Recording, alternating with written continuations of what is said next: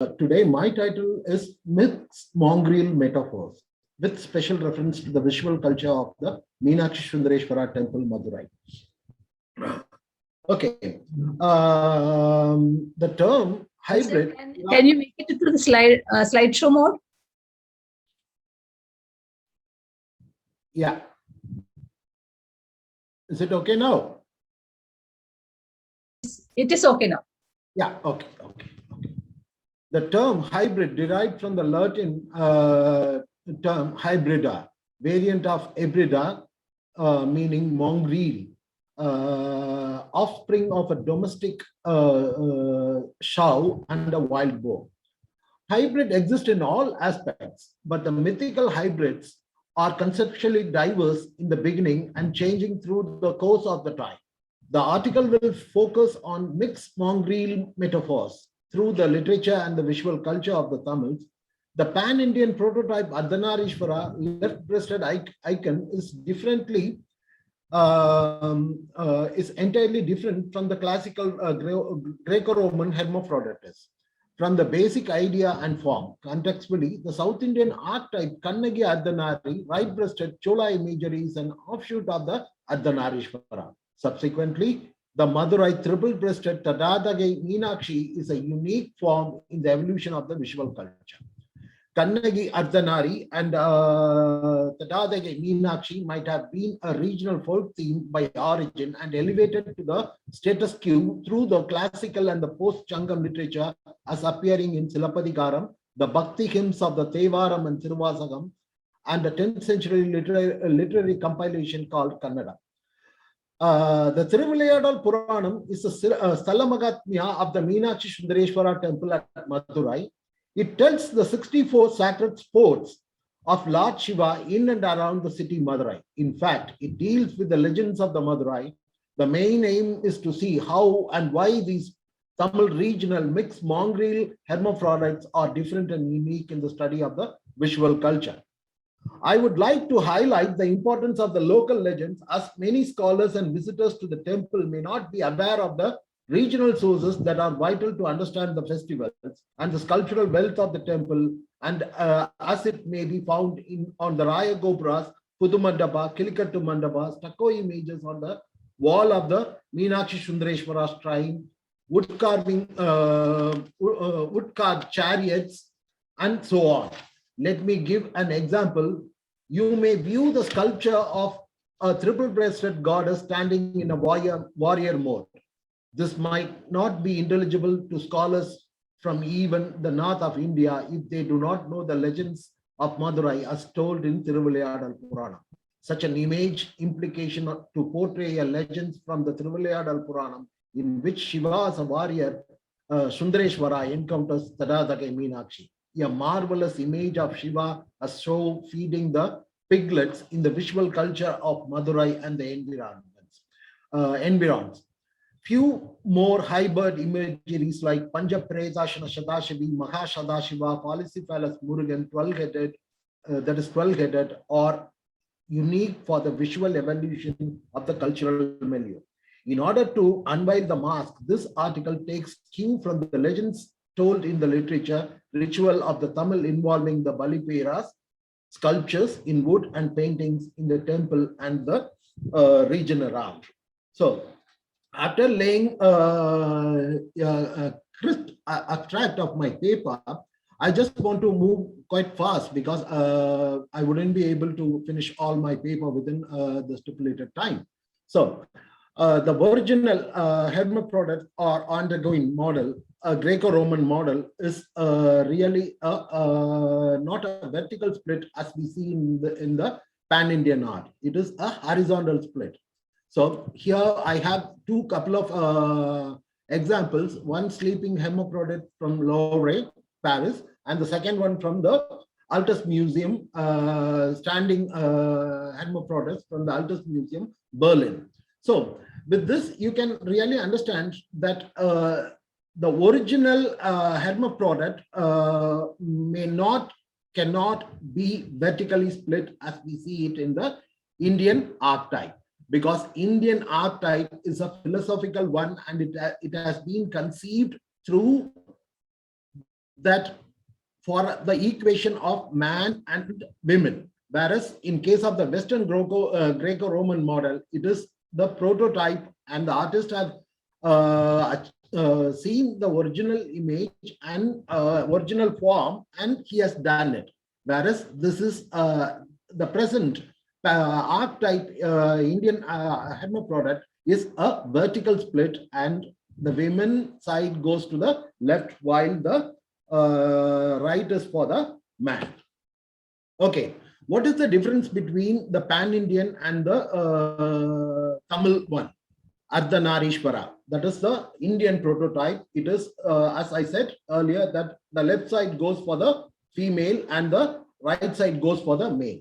Whereas in case of the Chola examples, there are very few Chola examples that we see that the female side goes to the right side while the left side is reserved for the male one.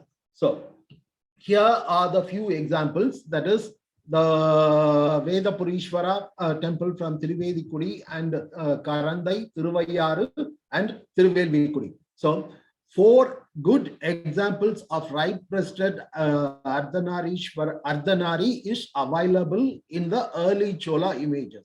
Not all the early Chola images are right-breasted, but very few are right-breasted images, and the question happens why it is right-breasted. So that is, we get a dancing Ardhanari from the 7th century Colombo Museum. That is, the bronze is really very interesting, and we can see that almost all the dress and the material they have used, especially the costume and everything, resembles that of a Ardhanari. But here it is the right-breasted Ardhanari, and we have the question why it is right-breasted Ardhanari.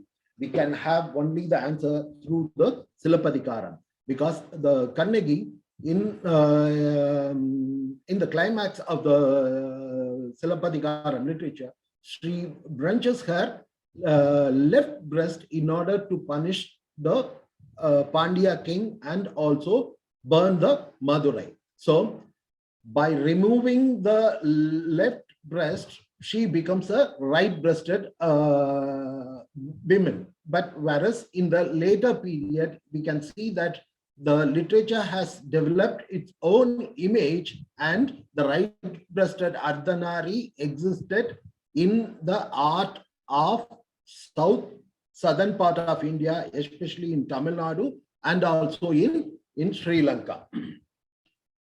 Okay, now I just want to recall one of the moment here, that is Kannagi does this in Madurai. So she wrenches the breast at Madurai in the Pandyan court. So the breast has been thrown out in order to burn Madurai. So now where does the breast go? That becomes another question. Whereas, and it is interesting to see that the breast forms a very important component in the myth of Madurai and also its environ. Especially, we can see that the Thiruvilayadal Puranam takes the turn. For example, starting from 12th century, Thiruvilayadal Puranam comes into existence with Paranjodi and Nambi. 2 versions comes into existence, and the earlier version is of Nambi and the second one is from Paranjodi. Starting from 12th to 14th century, the Thiruvilayadal Puranam has its impact on the Madurai region, and it evolves slowly around Madurai and it spreads to the other parts of Tamil Nadu also. So here we get one more image, that is a triple-breasted goddess, that is Tadadage Pratiyar Thiru Avadara Padalam, incarnation of Tadadage. Paranjodi Thiruvilayadal Puranam, birth of Tadadage Pratiyar from Agnikunda. So now we can connect, there is a connecting point that Kannagi loses the breast, and here one more heroine comes into existence with the triple breast. So my question is that is the myth continuing between the Silappatikaram and the Thiruvilayadal Purana, or it is happening as a separate entity? But in case this Silappatikaram and Thiruvilayadal Puranam by itself, I would call a hybrid form because one connects with that of the other. Whereas here there is a metaphor that by throwing the breast, left breast, Madurai burns. Now Tadadagai emerges from the fire with the triple breast. So it is interesting to see that the connection between the one myth and the second myth, though it seems to be completely different from one to the other, there is a large part of connection between the myth through the breast. So, as I told you earlier, that it is not only in the Madurai region, it slowly, the Thiruvilayadal Puranam spreads throughout Tamil Nadu, and during the Maratha period, the whole lot of Thiruvilayadal Puranam depiction is on the outer Pragara wall of the Bragadishwara temple, Tanjavur. Here we can legibly see the birth of Tadadagai Pratiyar, but the third breast is not that clearly legible here. Okay, what is the myth behind this particular Tadadagai Pratiyar? It is in Thiruvilayadal Puranam, we see that the Tadadagai was the daughter of Malayatwaja Pandya, the traditional founder of the Madurai, ruling the family. According to Thiruvilayadal Puranam, the king had no progeny, and so he conducted a yajna sacrifice and found the sacrificial fire. Tadadagai was born, endowed with three breasts. Dismayed over the unnatural third breast, the Pandya prayed over to Shiva, and it was prophesied that the third pap would disappear when Tadadagai meets her would-be husband. There are few interesting sculptures of Tadadagai in Madurai, Mīnākṣī-Sundareśvara temple and Tirupparamkundram Murugam temple. A painting in the Ashtashakti Mandapa of the Madurai Meenakshi temple portrays the birth of Tadadagai. In recent impression of an erstwhile Nayaka tradition, Tadadagai is found an emerging form from the Yagakunda grown-up girl. The Pandya and his queen are seated right, while the Acharyas doing the yajna to the left. The modern tenor of the work is visibly shown in the garments and the prabhavalis, which look like the Koshta. The images of Tadadagai with triple breast are found in the Pudu Mandapa and the Asthana Mandapa of the Murugan temple.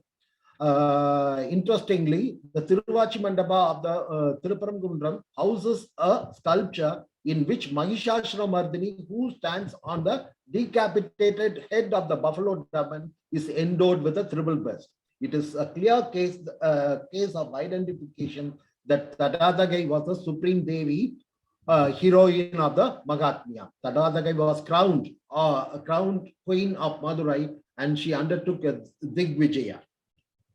Conquering all the countries, she went up to the Kailasa, the abode of Shiva. The Lord was fully on to meet her in battle. On looking at the handsome Lord, Chokkar or Sundareśvara, Tadadagai's head bowed due to coyness, and the third breast disappeared. There are interesting illustrations of the battle scene in the Pudu Mandapa and the Asthana Mandapa. The triple breasts are clearly shown. She stands displaying the traditional quality expected to a woman's shyness, and in the arm of the Dhanush and Bana. The later interrogated and rested on the ground. The disappearing breast is of some significance in Tamil culture traditions. In case of Tadadagai, there is no forces as the pap automatically disappears. In the Tamil epic Silappatikaram, the heroine Kannagi destroys Madurai by wrenching one of her breasts and casting it on the city. Finally, Tadadagai and Kannagi came to be identified with Mīnākṣī. In one point of time, Kannagi is much earlier than Tadadagai. Mīnākṣī, to begin with, is likely to have been one-breasted goddess. Later, through the myth of Tadadagai, restored with her original two breasts. The story of wrenching the breast by naively transfigured by disappearing breasts. Okay, now we can see the visuals set. Okay, that is the coronation of Tadadagai, and one can see legibly see that she is seated with a triple breast. So, as Tadadagai, when she was coronated queen of Madurai, she was triple breasted. Then she takes the Digvijaya and finally reaches up to Kailasha. In Kailasha, by seeing her would-be husband, she loses the third breast. So the losing and gaining the breast plays a vital role, especially in the Tadadagai myth of the Thiruvilayadal Puranam, and there is a clear-cut link between Kannagi, Tadadagai, and Mīnākṣī. Okay, now I put them in a line. For example, what is the hybridity in this particular Ardhanari visual culture? For example, the left-breasted Ardhanarīśvara, pan-Indian one, the right-breasted Ardhanari, Tamil regional one, dancing right-breasted Ardhanari, that is from Sri Lanka, dancing left-breasted Ardhanarīśvara, modern one, and finally there is one more sculpture also, that is Vishnu Ardhanari in the Sri Rangam temple. So there is the particularly when we see about the evolution of the images from one to the other, we can understand through the period how the Ardhanarīśvara cult evolves in and around the in India and also in the Tamil region and especially in South India, because I cannot quit Kerala. Kerala is also having the Kannagi, Patini Kannagi cult as Kodungalu Devi. So it cannot be omitted here. I just wanted to add, because if I would keep on speaking about only Ardhanari and Ardhanarīśvara, the whole paper would be about it. And my concern is about other sculptures also are here. Okay, now this is one of the magnum opus of the Vijayanagara Nayakas. Such a sculpture never ever exists in any Indian art or in the world art, even in the world myth, because the triple-breasted myth never existed in any myth. Exclusively, it is only in the Thiruvilayadal Puranam.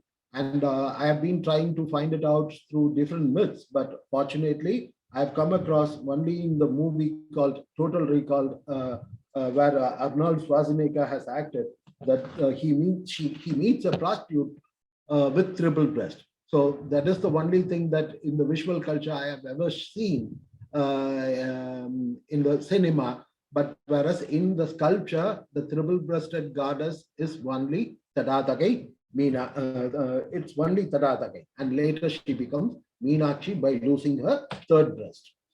Okay, this is another good example from the Thiruvachi Mandapam from Tirupparamgundram temple.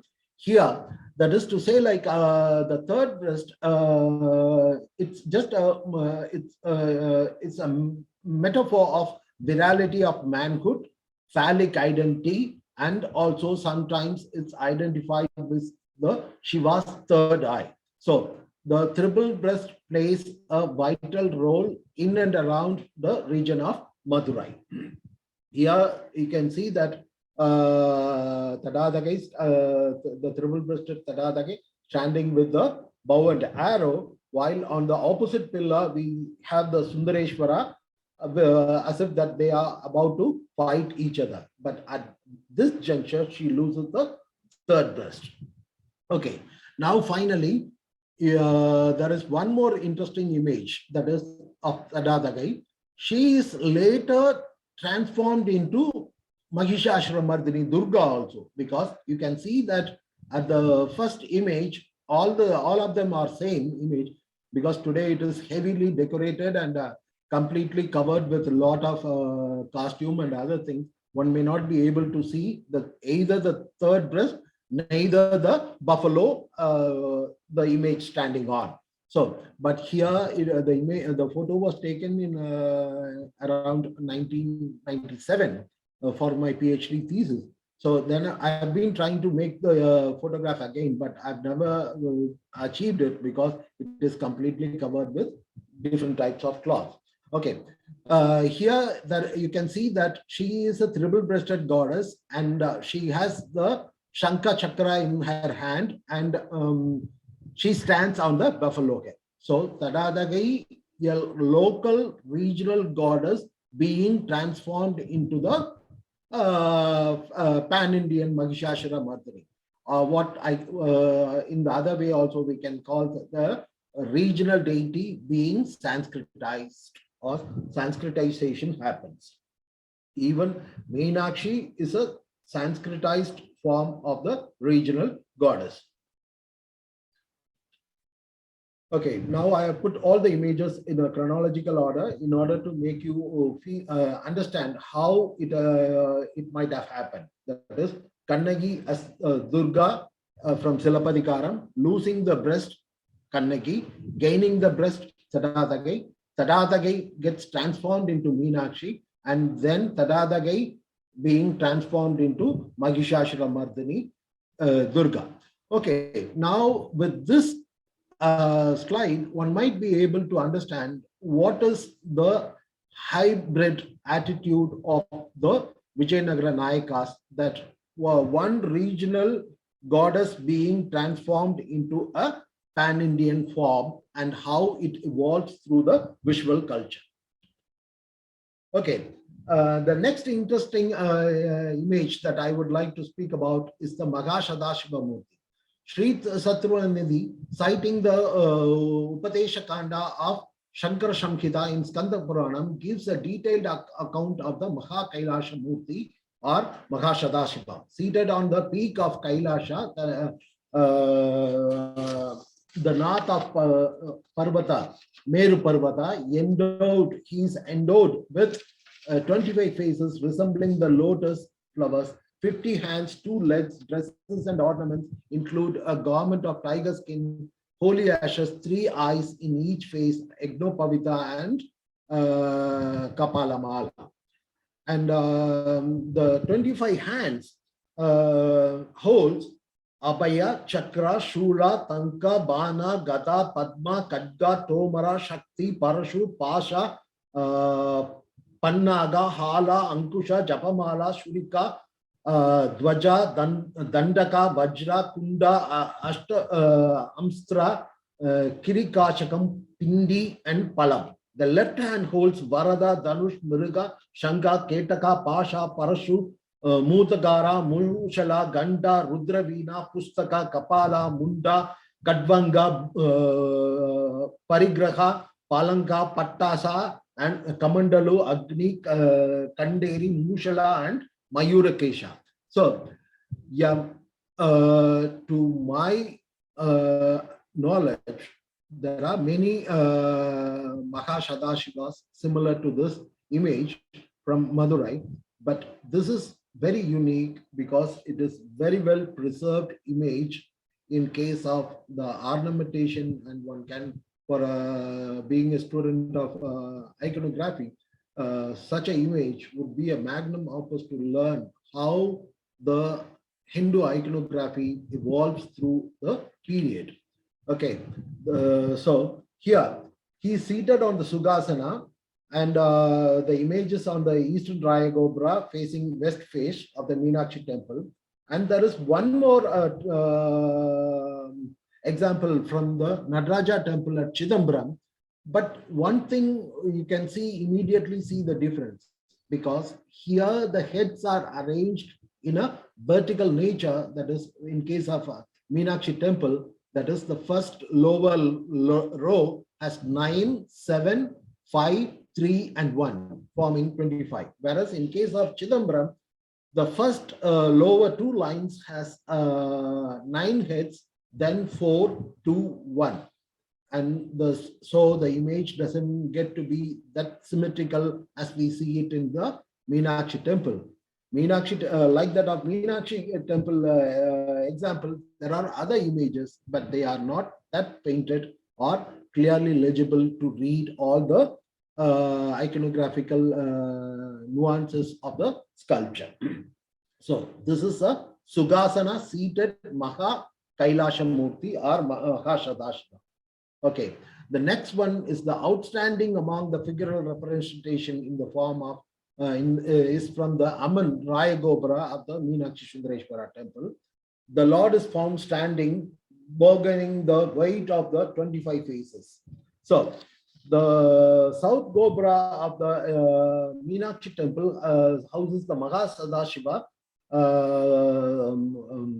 He is endowed with 25 faces in 5 rows and 9, 5, 3, and 1. All the faces are faces at the extreme end and one at the top are adorned with the Jatamakutas. The hands are 50, fitted with various weapons. The Purvahastas show the Abhaya and Varada. The complexion is in blue. The image seems to agree with the canonic account of the account presented in Sri Tatvanidhi. Okay, and the image, when if one is familiar with the Chakra Talva, one might immediately mistake, if it is not clearly read, that this is to be a Chakra Talva, because the topmost hands, one can read the Shanka and Chakra also clearly depicted. So in case of Alagar Koil, we found there is a beautiful example of Chakra Talva resembling to the Mahashadashiva. The rear view of the Mahashadashiva from Meenakshi temple. And yeah. So one might have this question, because why did I use the term Mongrel? Especially because the term Mongrel, it immediately can mean hybrida, the Latin term hybrida. But the connection here, Mix-Mongrel in the sense means, because all the other images are also having some mixture of the Shaiva and Vaishnava element. Here, a unique image from Thiruvilayadal Puranam, the 45th Kanda, that is Pandrikuttikku Mulai Kodutha Padalam, giving the breast to the piglet.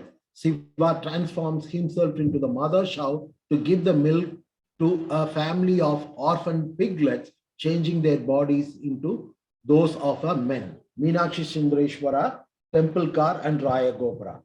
There are ample number of good examples of Shiva as a sow feeding the piglets. The classical is one is from the Pudumandapam. You can see that whenever I go and take this shot, it's not really legible, but the photograph, an old photograph of 1870, done during the James Ferguson, you can see the snout was also very was available, but now the snout of the cow is broken, and it's not that clear, because by that time he might have been able to read the complete image. But today, if one walks into Pudumandapam, much of the sculpture is covered by the local shops, and they have their own cultural values, why they have the shop there. But Pudumandapam by itself is a hybrid mandapa, that once the whole shops has been removed, that it becomes an important place for the student of Hindu iconography, how the images evolved around Madurai region. Okay, here you can see that the whole, full size, that is the life-size image of Shiva as a cow feeding the young Venus. Because in case of yesterday, I spoke with one of my colleagues here, Professor Bhaskar, in the English department. I asked him a lot of questions about the pig, what is the meaning of pig, show, and boar, all these things. Then there is a lot of meaning behind, because yeah, young weaner in the sense means the piglets that has lost the mother pig immediately crying for milk would be called as weaners.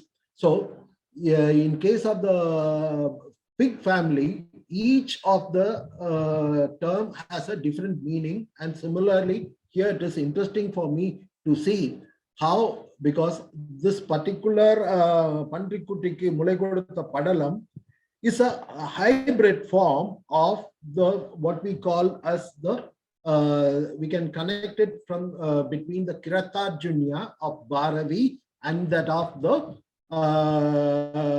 Pandrikudik Palkodutha Padalam in Thiruvilayadal Purana. So whereas in case if one recalls the story of Kiratarjunya, that how Shiva gives the Pashpatastra to Arjuna, but nobody worries about whether it is a female sow or a male boar that was killed by Arjuna or Shiva. Here one can see that in all the imageries, from starting from wood, stucco, and also in the stone imagery, that the myth depicts clearly that a pig being hunted by a hunter. And then after, on the other side, on the front side, you can see that the piglets are roaming around or looking at the face of the Lord Shiva in the form of pig for milk. So there is a huge connection between Kiratarjunya, Pashpatastra Murti and that of the Thiruvilayadal Puranam myth, where we get Shiva in the form of shout. Okay, the best example is of the Shiva as sow is in Pudumandapam, and the next good example is from the Thiruvachi Mandapam of the Thiruparamgundam temple. You can see that later those piglets, after having the milk of Shiva as pig, they get transformed into the ministers of the Pandya kingdom. The myth goes on like that. So one more good example of the hunting scene and that of Shiva feeding the piglets is from the Sundareśvara sign. One can see the stucco images, complete stucco images of all the Thiruvilayadal Puranam depicted in the Sundareśvara shrine of the Madurai Mīnākṣī temple. Okay, and here the next one is the Panchamukha Narasimha. So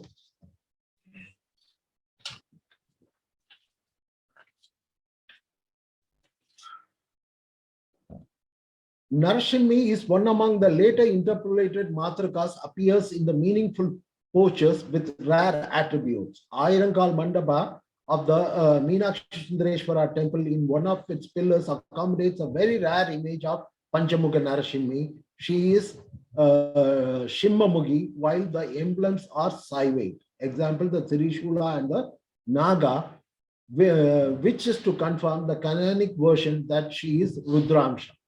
The eastern wall of the Raya Gopura of the Kambatadi Mandapa in its first sthala provides a series of polycephalous images. Polycephalous images in the sense means a multi-headed goddess, what is also once again a hybrid form. Vishwakarma, Shadashivi, Brahma, Shadashiva, Panchamukha, Narasimha. Devi is fitted with 5 line faces. Earlier rare examples of Panchamukha Narasimha and Panchamukha Anjaneya have been reported from study of the temple cast. The temple cast is also one among the study for the iconography, that we get lot of images from the temple cast also, and examples of the iconography, different hybrid iconographies. And here I would like to conclude. The Tamil Puranas are highly original and independent masterpieces of the narrative poetry. And the national epics of Tamil Nadu, as Camel Willable would call it, the Puranas indeed deal with the supernatural elements because they are primary religious texts. If they do not, they are not Puranas.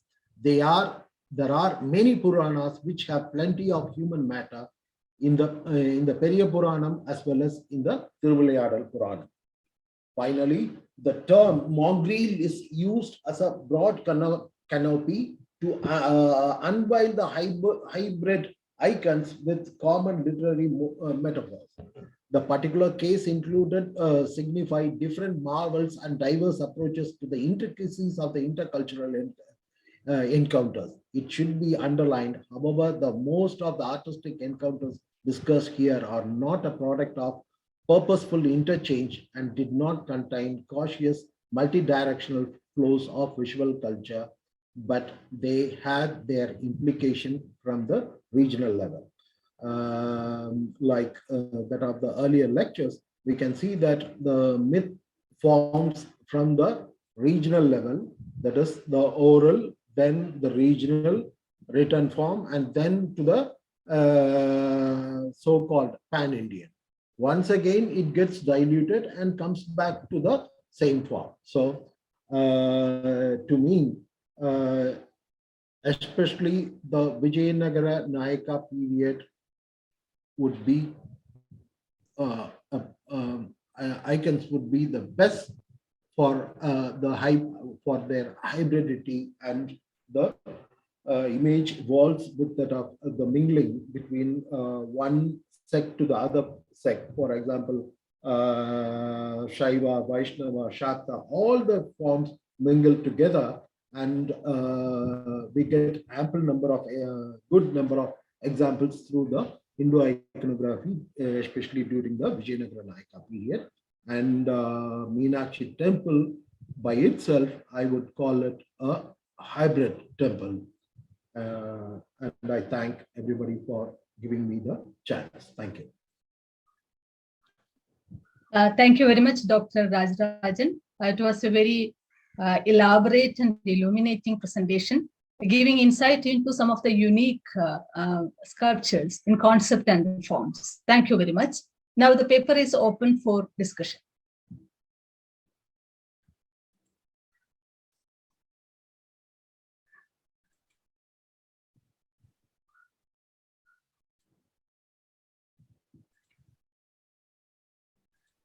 Are there any questions?